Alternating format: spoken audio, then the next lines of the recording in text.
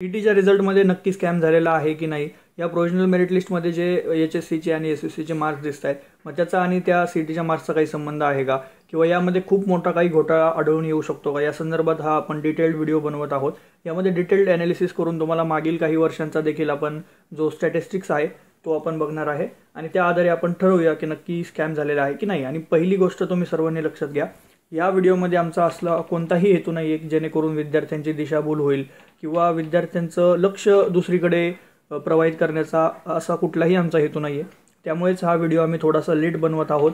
मागच्या वर्षींचा काही स्टॅटिस्टिक्सचा अभ्यास करून हा आम्ही व्हिडिओ तुमच्यापुढे मांडणार आहोत आणि यामध्ये तुम्ही स्वतः देखील ठरवा की नक्की स्कॅम झालेला आहे की नाही आहे। आणि हा व्हिडिओ सुरू करण्याच्या आधी तुम्हाला HSCमध्ये जेवढे मार्क्स असतील तेवढे HSCचे मार्क्स तुम्ही कमेंटमध्ये पिन करा आणि त्यानंतर त्यासोबतच CETमध्ये तुमचा काय स्कोअर आलेला आहे तो देखील पिन करा। म्हणजे त्या आधारे देखील आपल्याला समजेल की नक्की ट्रेंड काय आहे या वर्षीचा। आणि त्याचबरोबरीने मी असं म्हणत नाही आहे की तुम्ही माझ्यावर विश्वास ठेवा किंवा कुठल्याही यूट्यूबरवर विश्वास ठेवा। तुम्ही सगळे सुज्ञ आहात, सगळे आता 18+ आहात किंवा सर्व पालक देखील सुज्ञ आहेत। तुम्ही स्वतः जो स्टॅटिस्टिक्स आहे मागच्या वर्षीचा किंवा या वर्षीचा तो थोडासा ॲनालाइज करा आणि मग या गोष्टींचा विचार करा। तर मग स्कॅम झाला आहे हे कशाच्या आधारे म्हटलं जातं आहे, तर मेरिट लिस्टच्या आधारे।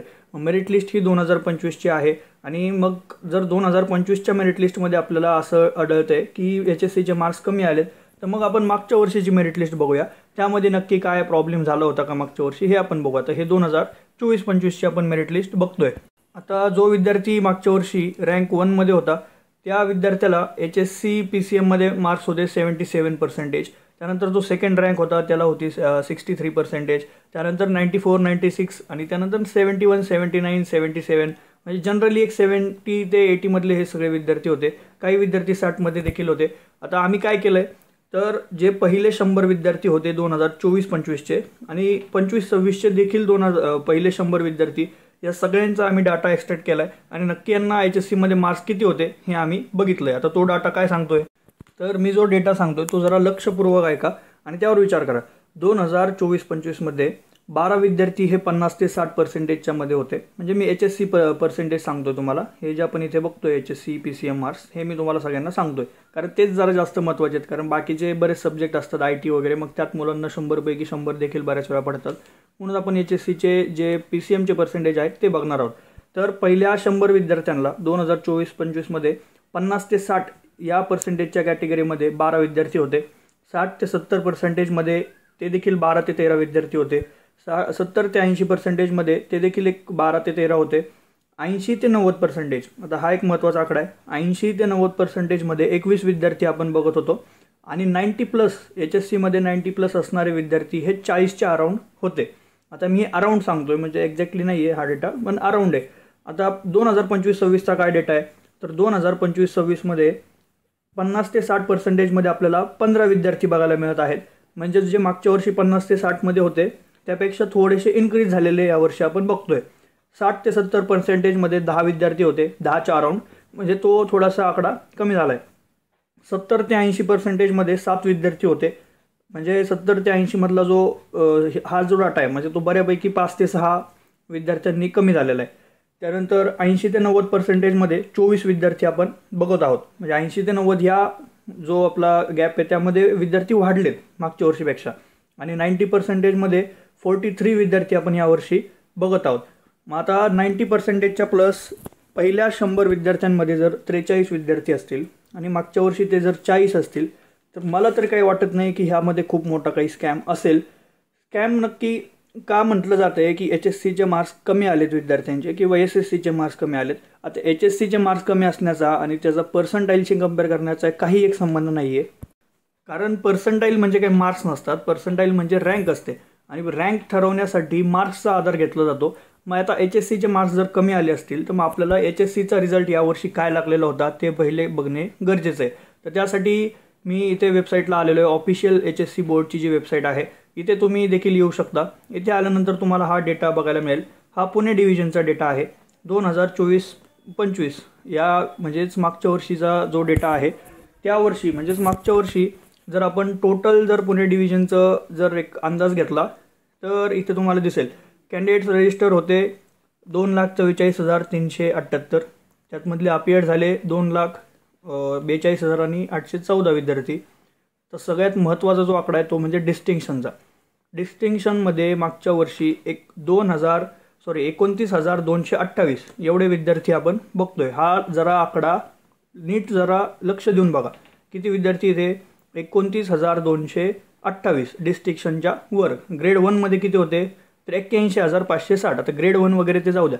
डिस्टिंक्शन आपण बघितलं कुठल्या वर्षाचं होतं? हे 2024-25चं. आता या वर्षी आपण बघू नक्की हा काय आकडा आहे. आता हा डेटा आपण बघत आहोत फेब्रुवारी 2025चा, म्हणजे या वर्षीच्या HSCच्या रिझल्टचा पुणे डिव्हिजनचा. तर टोटल जे विद्यार्थी आहेत ते 2,44,294 एवढे यावर्षी त्यांनी रजिस्ट्रेशन केलं होतं. एक्झाम दिली होती 2,42,671 विद्यार्थ्यांनी. आणि सगळ्यात महत्त्वाचा नंबर तो म्हणजे डिस्टिंक्शनचा. तर यावर्षी 19,273 विद्यार्थी हे डिस्टिंक्शनच्या अबव होते. मागच्या वर्षी तो आकडा काय होता? 29,228. म्हणजे कितीने कमी झाला आहे? जवळजवळ 10,000 विद्यार्थी कमी आहेत 90% डिस्टिंक्शनमध्ये. म्हणजे हा खूप मोठा आकडा आहे. म्हणजे हा फक्त पुणे डिव्हिजनचा आकडा आहे. बाकी सगळ्याच डिव्हिजनचा सेमच आपण ट्रेंड बघत आहोत. याचा अर्थ काय? तर HSCचा रिझल्ट जो 2024-25मध्ये लागला होता त्यापेक्षा खूप कमी रिझल्ट यावर्षी लागला आहे. खूप कमी पर्सेंटेज स्टुडंट पास झाले आहेत. आणि त्याचबरोबरीने ज्यांना हायेस्ट मार्क आहेत डिस्टिंक्शन आपण ज्याला म्हणतो त्यामध्ये सुद्धा खूप मोठा आकडा कमी झाला आहे. 10,000 विद्यार्थ्यांनी जवळजवळ हा आकडा कमी झाला आहे. आता हे फक्त याच्यावरून बोलतोय का मी? नाही. तर अजून एक आपण डेटा बघू. हा जो आपण आता डेटा बघितला तो HSCचा ऑफिशियल डेटा होता. आता आपण जे टाइम्स ऑफ इंडिया किंवा जे न्यूजपेपर आहेत जे हे डेटा एक्सट्रॅक्ट करतात आणि समोर ठेवतात तर त्यांचा आपण डेटा बघू. तर ही टाइम्स ऑफ इंडियाची बातमी आहे 2024ची. तर 2024मध्ये 93.37 एवढा रिझल्ट आपण लागलेला मागच्या वर्षी बघत आहोत. आणि त्या वर्षी 90+ नक्की किती विद्यार्थी होते? In the Maharashtra HSC 12th result 8,782 students demonstrated academic performance by scoring more than 90%. म्हणजे मागच्या वर्षी हे एक्सेप्शनल 8,782 विद्यार्थी हे 90%च्या वर होते. ठीक आहे. आता हा डेटा कुठला आहे? तर 2024चा. मग आता 2025चा काय डेटा सांगतो? तर आता ही देखील बरी द इंडियन एक्सप्रेसची आहे. तर या रिपोर्टमध्ये इथे क्लिअरली मेन्शन केलेलं आहे या वर्षी म्हणजेच 2025-26मध्ये 91.88 एवढा हा रिझल्ट लागलेला होता. आणि 38 कॉलेज असे होते की ज्यांचा रिझल्ट फक्त 0% होता. म्हणजे तिथं एकही विद्यार्थी पास नाही झाला. असे 38 कॉलेज आपण यावर्षी बघत होतो. आता परत एकदा आपण 2024वर येऊ. मागच्या वर्षी इथे नीट बघा 93.37 एवढा रिझल्ट आपला लागला होता. आणि यावर्षी लागला आहे 91.88%. म्हणजे हा मागच्या वर्षी जो रिझल्ट होता त्यापेक्षा कमी रिझल्ट यावर्षी आपण लागलेला बघत आहोत. आता मेन जो आकडा आहे तो 90%च्या वर असलेल्या स्टुडंट्स आहे. तर इथे बघा फक्त 4,500 विद्यार्थी यावर्षी 90+ त्यांनी स्कोअर केलेला आहे. म्हणजे फक्त 4,500 याचा काही मी फक्त असं म्हणत नाही आहे. पण मागच्या वर्षी इथे तुम्हाला दिसतंय की जवळजवळ 8,700 विद्यार्थी होते ज्यांना 90+ होते. आणि यावर्षी तो आकडा ड्रॉप झालेला आहे 4,500वर. म्हणजे निम्म्यापेक्षा जवळजवळ निम्म्या एवढी ती संख्या कमी झालेली आहे. आता जर 90+ स्टुडंटची संख्या एवढी कमी झाली असेल, जर रिझल्टचा आकडा म्हणजेच 93 जो मागच्या वर्षी होता तो आता 91%वर झाला असेल तर ऑब्व्हियसली याचा अर्थ असंच आहे की HSCचा रिझल्ट कमी लागल्यामुळे सगळ्याच विद्यार्थ्यांना मार्क्स कमी आहेत. मी जो पहिल्यांदा तुम्हाला जो डिव्हिजन वाईज डेटा दाखवला त्यामध्ये जवळजवळ 10 ते 20,000 मुलांना कमी पडलेले आहेत डिस्टिंक्शनमध्ये. जर एवढा जर आकडा कमी असेल तर नक्कीच त्याचा इफेक्ट जो असतो तो ओव्हरऑल परफॉर्मन्सवर पडतो. ओव्हरऑल परफॉर्मन्सवर पडल्यानंतर जर आपण CETची मेरिट लिस्ट बघतोय त्यामध्ये पण तो इफेक्ट दिसतोय. मग त्या इफेक्टच्या आधारे आपण असं म्हणू शकत नाही की CETमध्येच तो स्कॅम झालेला आहे. CETचा स्कॅम हा होऊ शकत नाही कारण CETमध्ये ते पर्सेंटाईल दिलेत. पर्सेंटाईलच्या आधारे तुम्ही असं म्हणू शकत नाही की त्या विद्यार्थ्याला 90+च मार्क असतील. आणि जो मी सगळ्यात स्टार्टिंगला जो डेटा तुम्हाला सांगितला की PCMचे पर्सेंटेज बघितल्यानंतर मागच्या वर्षी आणि यावर्षी जी खूप मोठी तफावत आहे ती कुठं आहे तर 70 ते 80%मध्ये. आणि बाकी जे 80 ते 90% आहे तिथे तर 80 ते 90%मध्ये कमी झालं आणि 70 ते 80%मध्ये कमी झालं. या पलीकडे खूप मोठी तफावत आपल्याला बघायला मिळत नाही. आणि बऱ्यापैकी विद्यार्थ्यांना तिथे देखील 90+ त्यांनी स्कोअर केलेला आहे. ती संख्या देखील अराउंड 40च्या आसपास आहे. आता ही संख्या तुम्ही स्वतः देखील मोजू शकता. आणि मी स्टार्टिंगला देखील सांगितल्याप्रमाणे तुम्हाला HSCमध्ये जेवढे मार्क्स असतील ते कमेंट बॉक्समध्ये पिन करा. त्याचबरोबरीने CETचा जो रिझल्ट आहे तो देखील पिन करा. त्यावरून देखील आपल्याला ओव्हरऑल जो ट्रेंड आहे तो आपल्याला बघायला मिळेल. आता ओव्हरऑल जो ट्रेंड आहे तसं तर आपण आत्ता बघितलेलंच आहे. आता स्कॅम झाला आहे की नाही मी असं म्हणणार नाही आहे की स्कॅम झालाच आहे किंवा नाहीच झाला आहे. दरवर्षी काही ना काही त्रुटी ह्या आपल्या एज्युकेशन सिस्टीममध्ये राहतात आणि त्या त्रुटींमुळे असे बरेच विद्यार्थी असतात जे वेगवेगळ्या जे माल प्रॅक्टिस असते ते करून त्यांना चांगले मार्क्स पडतात किंवा आता त्यामध्ये असं नाही आहे की CET सेलचाच दोष आहे किंवा CET सेलनेच काहीतरी केलेलं आहे. त्या गोष्टी दरवर्षी होतात आणि त्या नक्कीच रोखल्या गेल्या पाहिजे. त्यामुळे जे अभ्यास करणारे विद्यार्थी आहेत, जे 8-8 तास अभ्यास करून ज्यांना चांगले मार्क्स पडतात त्यांच्या मार्क्सवर तो इफेक्ट पडतो, नक्कीच पडतो.